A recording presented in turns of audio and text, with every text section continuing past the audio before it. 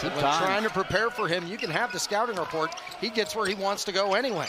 Pass deep inside, and on the finish, Josh Hayes. Utah up 3-2. T.J. Toppin, who played like the Big 12 player, 31 points, 14 rebounds. Brown with the shot clock winding down and a shot clock violation.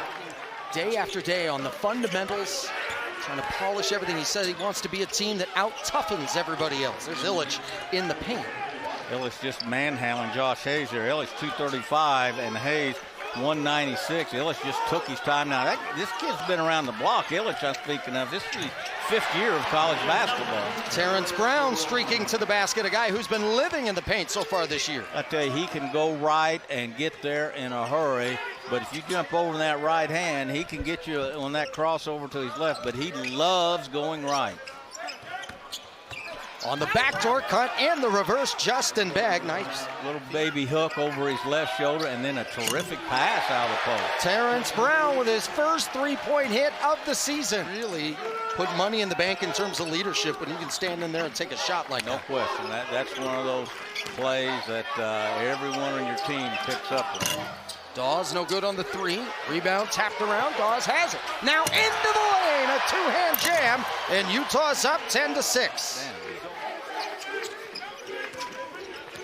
Utah's made 4 of their last 5. Now 5 of their last 6. Seydou Traoré, who had 10 and 8. Tennis players. His brother is a big-time tennis player, and his mom and dad were both professional tennis players. Fadeaway jumper is good.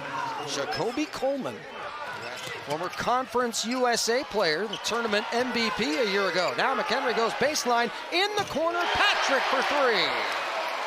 Jacob Patrick has played professionally since he was 15, and they're expecting big things out of him. Well, he did a great job of creating an uncontested passing lane for Don McHenry there. Wow, Walker, one of those freshmen I was bragging about, did a nice job running the court, but couldn't make it go in. And on the scoreboard there with back-to-back baskets right at the rim. Dawes with the long 2. He has 6. Well, they were only outscored 1 field goal, Tony. After you look at that final score now, Texas Tech shot twice as many free throws as them, and they had 15 offensive rebounds. I would suspect that every team that Alex Jensen puts on the floor will be to the left side. Po Boy King. Now straight away, Justin Begg. He's going up against McHenry. Whips underneath to Illich. And Illich muscles it in. Tried to quick that up there, I think, instead of power it up there. And that's kind of the freshman inning coming out. In a year or two, he'll take one dribble and dunk there. Jacoby Coleman. Coleman, one of those 3 outstanding freshmen I mentioned. He, along with Walker and the big kid, Matt Dam, who hasn't been in yet. Well, they had that mix. A lot of people say, boy, they had great Utah players. They did, but they had great out-of-state players. They had guys like Big Illich, looked like a big dancing bear there, didn't he? That little pirouette to the basket from Serbia. And those Serbian players are all fundamentally sound and all can shoot. I had one great one up at Weber State when I coached there. Big 3 out of the corner, knocked out by Jacoby Coleman. Coming up for the screen, Sanders. Brown over to Patrick out of the corner. His second 3 ball of the night. Utah up by 7. Here comes Dawes. He lost the handle, and this is taken away by Nicholas. Nice turnover for the Utes. Nicholas with a strong finish. First couple plays. McHenry with a strong drive. And Don McHenry, who had 26 against Weber State a week ago. This continues to be a great spark for this team.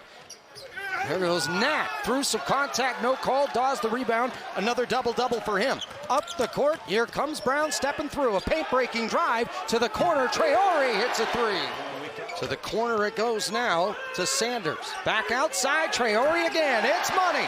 A crispy 3-piece and a 12-point. A little fear here as they could have kind of thrown the towel in a little bit in the first half, and they just keep coming back. Another triple for Utah. Don McHenry hits this one. I don't know how many dunks he's gotten in the last 2 games, but it's been a bunch. Brown a steal, and Utah running away here in the early moments of the second half.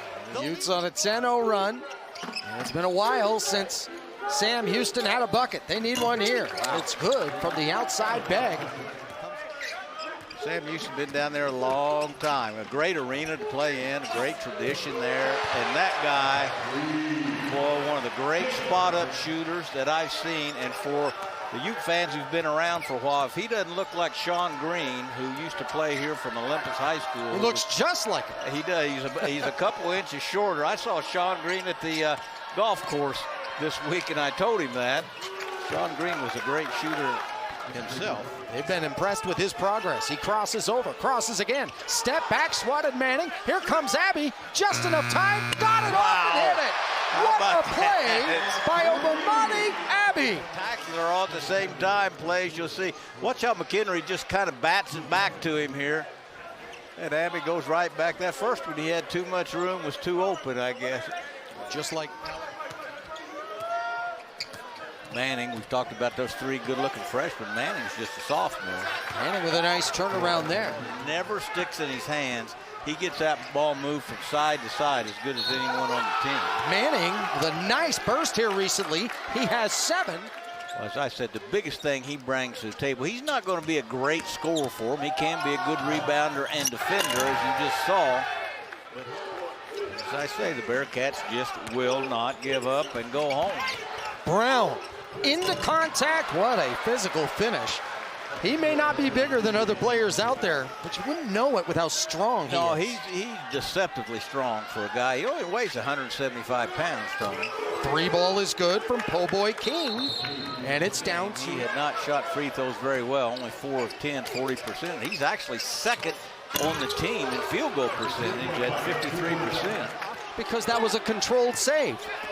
Brown pedaled down in the lane and one. Well, did no one match my hustle and come down? That would have been an easy layup for one of his teammates. Abby, what a nice drive, and Utah's up by 15. To your point, Coach Mudge said we're going to look at a number of things on film and find those moments that are glaring. That will be one of them, where one guy really hustles and chases the ball down, and 4 guys stand there and watch and applaud. Matt goes to Illich. And 15 rebounds. Dawes throws it across the river from McHenry. Short on the 3. And the rebound is grabbed by Manning.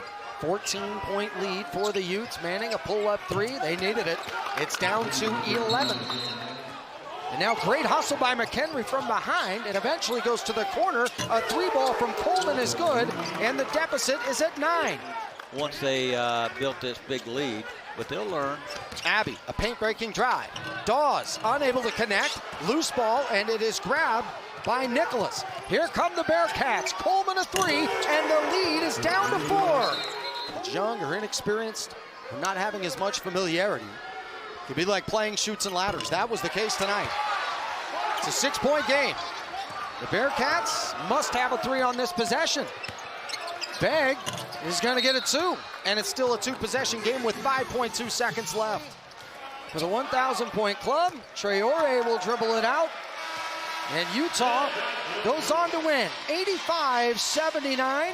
They had a 20-point lead, whittled down to 2, but they prevail